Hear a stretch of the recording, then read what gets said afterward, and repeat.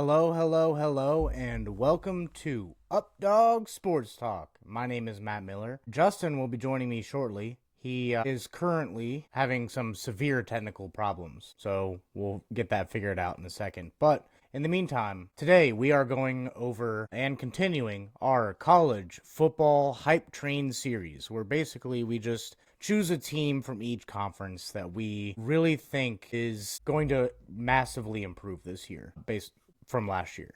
So we'll just take a team that we think is going to do well. Maybe not necessarily win the conference, but yeah. We here at Updog Sports Talk pride ourselves on sticking up for the little guy. Hence why you see Sunbelt in the name, assuming it came through correctly. But unlike the big media networks, we really love to talk about the less represented teams. So we'll still talk about the big teams that we are pretty much contractually obligated to talk about. The Ohio State Buckeyes, the Alabama Crimson Tide, the Dallas Cowboys of the world. We want to take a holistic look at the entire league, each league. Hence why you see us talking FCS football every now and then. So to jump in, as I said before, we're going to go over the hype train. Today, we are going over ACC, American Athletic Conference, and Sunbelt. So while I wait for Justin to fix his issues, did want to start the show with some breaking news. Indianapolis Colts owner Jim Irsay has passed away at the age of 65.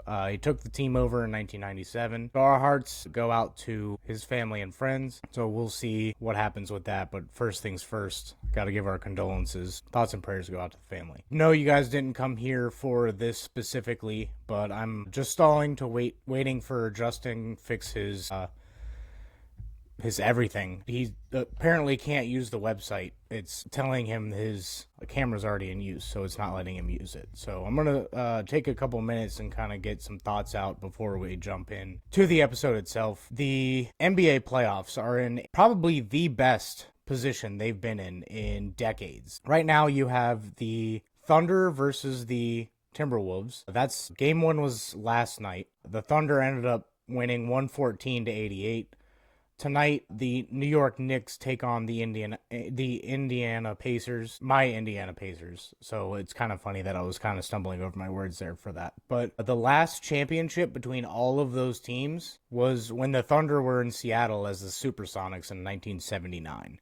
The Knicks had 1973 or 74 championship. So they none of these teams really have been here before. And so it's really cool to see that the NBA playoffs finally have parity. So it'll be interesting. However, one note that I must say is if the Thunder win, statistically, the one seed will win the entire thing. So maybe because all these teams are different, then it'll be a different outcome. So we'll see there. But Shai Gilgeous-Alexander, SGA for short, won the MVP, and he is well deserving, but I've heard a little bit of criticism from the non-Thunder fans saying he flops a lot. Maybe that's true, maybe that's not, but it's someone different, so I think we need to at least give props where props are due. Justin is still fighting with technology, so I'm going to go ahead and jump right in for a minute. For the ACC, the team that I chose to hype up this year is the UNC North Carolina Tar Heels. Bill Belichick is in.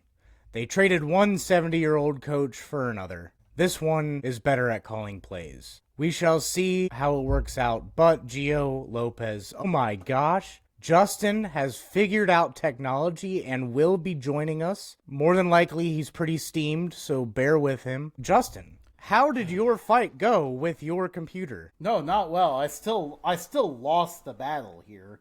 I'm stuck using not my actual camera for this one because it did not want to connect for some reason. Seems we're having an issue here where when you switch computers and everything wants to stay connected to one computer, but it also wants to connect to the other computer, it makes a unanticipated problem there. That's how my day has gone. Where are we right now? I tried to stall a little bit. Two things, went over NBA stuff, and while you were fighting with your computer, news broke that Jim Irsay passed away. So, I was not ready for that. No. So I gave the thoughts and prayers to the family and friends of Jim Irsay. So to go to a happier note, I will continue on with my North Carolina Tar Heels ramble. But the North Carolina Tar Heels traded one 70-year-old for another. And this 70-year-old has a 20-year-old fiance. 20-something-year-old fiance. And he has Gio Lopez, who balled out at South Alabama. And they have Bryce Baker, I believe is his name, 4-star recruit. We'll see if he gets playing time this year. They may just redshirt him. But Bill Belichick walks into a program that is just gifted Jordan gear because Michael Jordan went there. He goes into a program writing the successes of the basketball program. He has a rather large sum of money to just hand out to these guys. He is a great evaluator of talent and will be able to figure out how to get this team going. So I think the UNC Tar Heels are a team to watch. My honorable mention for the ACC is the Syracuse Orange. But ultimately, I believe that Bill Belichick is such a great play caller and a good coach that he's going to whip this team into shape and go from 6-6 last year under Mac Brown to, I don't know, and 4. This is a spicy take. I'll say there are some people out there that are saying he isn't going to make it past this year. So I'm very curious to see who's going to be correct about that. I mean, he is Bill Belichick. He has won Super Bowls for a reason. It's not like if this guy has forgotten how to coach, even if he does have a 24-year-old. I think I almost missed the news there, but I think fiance now. Yeah, it'll be very fascinating to see how this team does. Yeah. Justin, who's your ACC team? Yeah, so I'm going a different route here. The Georgia Tech Yellow Jackets. This is a team that already hinted at a lot of success here in the last year. You know, kind of had some quarterback injuries get in the way, but they have Haynes King back.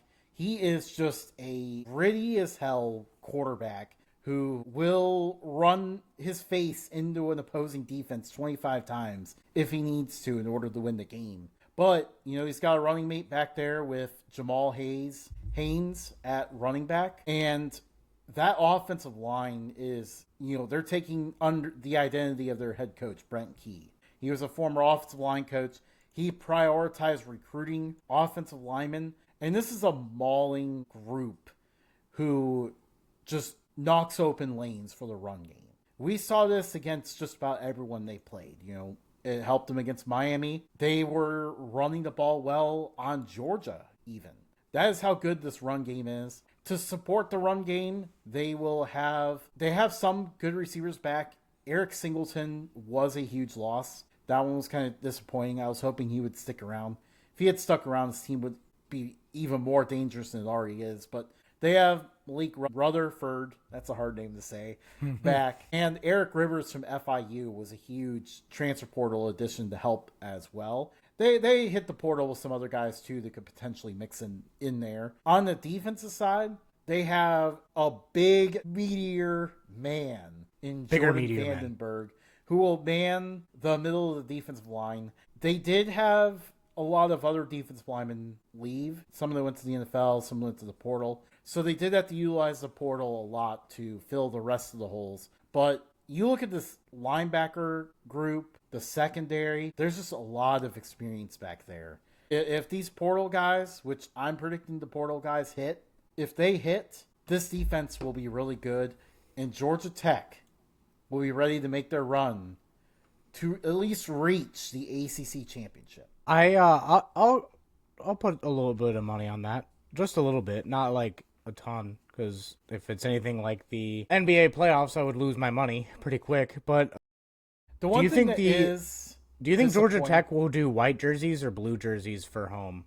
Because you know they're like the Dallas Cowboys of college football. Yeah, I'm curious about that. And even more curious about what happens when they play Georgia, because they sold that home game to Mercedes-Benz Stadium for $10 million.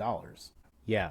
So, but I mean, I like Georgia Tech. It's time to see them. I kind of want to see them go back to the SEC. Yeah. I'm curious if they'll play. Do they have a series coming up against Alabama? Because if you don't know the background story, it was Alabama that led to Georgia Tech leaving. They disagreed with them, and so they left. I don't think that. I think that relationship is soured. Yeah, I do agree. They played Tennessee. Oh, 2030, 2031. Georgia Tech and Alabama back on the field against each other. Sorry, I'm looking something up because I forget the guy's name because it'll segue me into the next thing. So, do you want to segue us into the next conference while I'm looking this up? Yeah, we are moving on to the American Conference. This conference is interesting to me because there's a huge split, I feel like, where you have the top half of the conference looks very competitive, a lot of solid teams in this group. And then you just have all the other teams who there's like 6 or 7 of them with new head coaches this year. You got the contending group, the rebuilding group. Teams we're going to be looking at here are both in the contending group. And while you're looking that up, I'm going to go ahead and start I think with I mine. actually got the name. Ooh, never mind. We're going to start with yours. So, the team that I like in the American is UTSA. So, I think the Roadrunners kind of fell flat last year simply. Huh? I said meet. I think they fell flat on their face because they weren't used to the big travel schedule. Switching conferences to the American, they are a little bit further away than everybody else. So they took their success and they were riding high and they kind of just fell off a little bit. I think they kind of are now, they have their feet under them. I think they have a lot going good for them. If I am remembering correctly, center Ben Rios is an All-American and is supposed to be an absolute stud. Could start almost anywhere in college football. Dog. So, yeah, straight up dog. So I think pass protection is going to be key here, and I think that UTSA will get back to like kind of being in the spotlight a little bit more. I think that one thing is I think the community has rallied around the Roadrunners a little bit more and started filling up the stadium. Justin, you got to go to that stadium. What'd you think of it? It was a really cool stadium. It was one of the coolest venues I've definitely been in. The Alamo Dome is a great place to house them. It's kind of cool that for most of the year, they're basically the only team in there. So they're the biggest. Because their show basketball plays in there, town. right? I don't believe their basketball does. Oh, okay. I That would be believe dope it's just if their football. basketball played there. But UTSA, I mean, it seems like the top tier American teams are kind of falling back outside of Navy and Army. I feel like Tulane could take a step back this year. So I think that opens a door for UTSA to kind of make a run to the top of the conference. They got their head coach stayed there, and I believe he signed an extension through 2031. So he's going to be there for a little bit. They got some pretty good weapons all over the place. So I think they can get it done. Yeah, and Owen McCown is definitely a dog at quarterback. Yeah. He continued to improve throughout the year. I really like how he played, especially the second half of the year. But don't sleep on Demetrius Davis. Yeah, absolutely. Yeah, they may rotate some in. But yeah, it was an adjustment at first last year because they had Frank Harris for such a long time. And McCown was the first non-Frank Harris quarterback in several years. I mean, Frank Harris was like a 7-year senior, so that was his play improving throughout the year is why UTSA ended the year strong. And I'm excited to see what they do with that momentum. Yeah. Who's your American team? I'm staying in the great state of Texas. This time, what I'm wearing is giving it away. The North Texas Mean Green. They feel like a team that's been sort of knocking on the door, and now it's time for them to bash that door open. We know with head coach Eric Morris, this offense is going to be great, but the pieces around it are going to be a lot of fun to watch throughout the year. They have a quarterback competition, and whoever wins the job is going to be really good. Reese Poffenbarger, what an awesome name. He was part of one of the best Cinderella stories we've seen in FCS in some time when he led the Albany Great Danes to the semifinals in 2023. Messed up my ears for a moment there.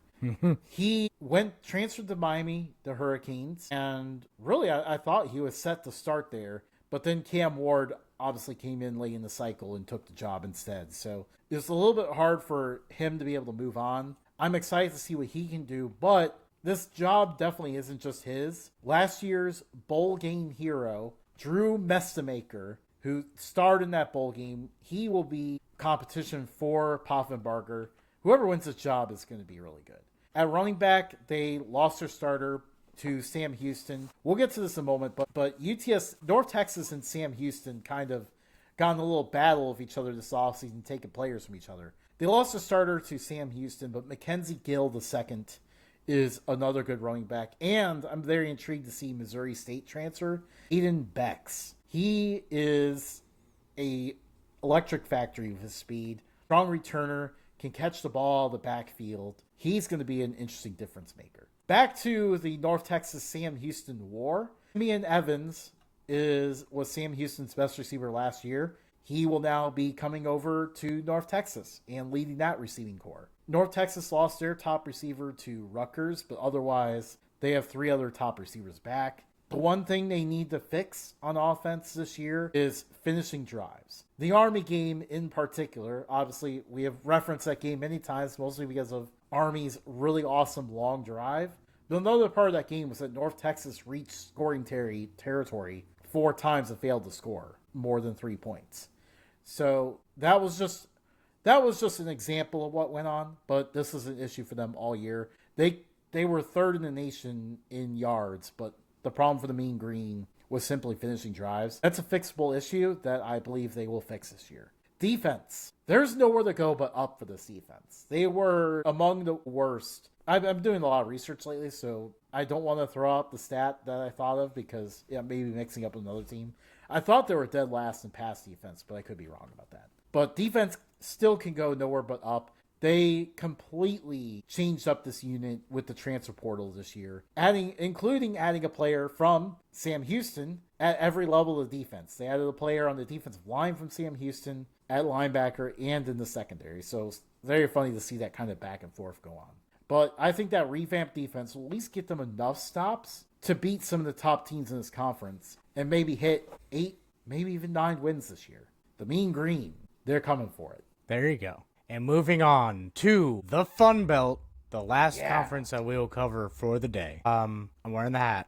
Gotta go with them. Gotta go with the Dukes. James Madison. They're my hype train for the Fun Belt. They went 9-4 last year. All 4 losses were in conference. 9-4 for James Madison actually seems like a really big disappointment. They had a new coach last year. They had half their team transfer. Now all bets are off. All the training wheels are off. Now it is time to shine, and I think they can do that. They are actually pretty deep at quarterback. Currently, Camden Coleman is slated to be the starter, but if you were paying attention like I was, you'd remember that Matthew Sluka came from UNLV after playing, 10 snaps, and then just decided that he quit on UNLV. He had that one legacy drive to beat Kansas, and then boom, he was out of there. Yeah. So I think handing the ball to George Pettaway, I think... There's one more connection that we cannot forget to tell the viewers as well. Matthew Sluka played for head coach Bob Chesney at Holy Cross. So there's experience here too. Yeah, so you can imagine that he will probably be the starter, is what I would imagine. They have kind of an easy schedule, and I was a little bit tough on them on this schedule even. So 10 wins is kind of where I see them, and that's them losing to Louisville, Louisiana, and I think Texas State was the other one that I had chosen. So, but James Madison, they're going to be back on top, and maybe, just maybe, my dream will stay alive of them playing themselves into the ACC. I was going to say more likely, maybe they stay competitive with Louisville, win all the Sun Belt games, and reach the college football playoff. That would be fantastic. I would become a big fan at that point. I was a fan when they first got to FBS. Kind of followed them a little bit in FCS, but when they got to FBS, I was like, that's the team. They are also my current team in an NCAA or College Football 25. So also enjoying that. Justin, who is your Fun Belt team? One last closing thought. It does feel like it's a matter of when, not if, for James Madison to crash the college football playoffs. So I'm excited about that. Now, our gear has been hinting at who we're talking about here. I am finally going to do a diversion. It is not Marshall, but a team that I do not have a hat of that I'm picking for the Sun Belt. Really a team that's gone under the radar completely overall. The Old Dominion Monarchs are the team I'm going with here in the Sun Belt. Fun fact, Justin. Do you know who their arch rival is? James Madison. The James Madison Dukes, baby. Yep. We're on the other sides of Virginia here. House divided. Fun Belt edition. Fun Belt edition. Let's go. Old Dominion has a rising sophomore quarterback in Colton Joseph. He showed some big performances last year that he has a ton of potential. He has a great arm and is a really good runner. Old Dominion overall actually had the best run offense in the conference last year. And, with some really good offensive linemen that can carve out the running lanes, that will continue. They have a good duo of running backs in Devin Roche and Bryce Duke, who will run along with Joseph, running back from the quarterback position. So that run game will remain really good for Old Dominion. The main thing that their offense needs to improve this year is going to be avoiding turnovers. It is a very fixable issue, especially something that I'm not surprised they dealt with, starting a quarterback that, switching to a quarterback that was a freshman. So they have a great chance to improve upon that. When Old Dominion did not turn the ball over multiple times last year, they went 5-1. And of course, they went 0-6 when they did. So that is a key stat for them. Their one question is going to be at receiver. They had to completely revamp this unit out of the portal. Not really a lot of known names there. So it's going to be all about development to find the right guys there. But moving to the defensive side of the ball, I have to talk about this linebacking core. This linebacking core is awesome. They have Jason Henderson, who is potentially the best player in the Sun Belt. One of the best players, and probably one of the best linebackers in college football overall. He was a missing piece last year. He missed basically all of last year with a knee injury. If he's healthy and back, he will be an absolute weapon. But here's the thing. They had a whole rotation. Koa Natala. I need to figure out how to pronounce that, but he was really good. Mario Thompson and Jason Colbreth. All three of those guys also played good in Henderson's place last year. You put Henderson back in that mix, they're going to be able to rotate guys. This linebacking core is going to be a nightmare for offenses all around the Sun Belt and anyone really in their path. That's going to be exciting. The rest of the defense returns a lot of good pieces as well. Defensive line has a few good pass rushers, and the one thing they need to work on is stopping the run. If they're even decent at stopping the run, this defense will be very dangerous. Old Dominion is for sure returning to a bowl. I think maybe I can see about 8 wins for them this year. 8 wins for them wouldn't be bad. I think that would be a vast improvement. Last year, they were 5-7. So I think every year they've been slowly improving. Last year was a little bit of a regression from the year before. And a lot of that was just, they got in their own way a little bit with turnovers and everything. But yeah, I like what they can do. I like what they can do this year. The schedule is, it has some challenges on here. They play Liberty, they play Indiana and Virginia Tech, but I do think this team can make a pretty good run. Yeah. In an effort to shorten our off-season videos, we are going to stop right there. Next week, we have 3 more conferences to go over. That will be the MAC. We'll be talking MACtion, the Mountain West, and Conference USA. And we are excited for all 3 of those. You know why, Justin? Why is that? Because here at Updog Sports Talk, we pride ourselves on sticking up for the little guy. I feel like these conferences are all very underrepresented. So we're excited to talk about them. Look forward to seeing us there. If you haven't done so already, like, subscribe, give us a shout out. We'd love that. Follow us on X, Instagram, TikTok, Facebook. What else are we on, Justin? Did I miss anything? Oh, all the podcast stuff. Yeah. We're wherever you get your podcasts. Yeah, pretty much wherever you get your podcast, at Updog Sports Talk, everywhere on the internet. Go find us. We love to interact with people. So as long as you got good, positive things to say, we will tweet back. Twitter is where all of our updates are at, though. So if you want any updates on our show, go to Twitter. Well, we will continue our hype train next week, and we'll see you next time. See you guys. Later.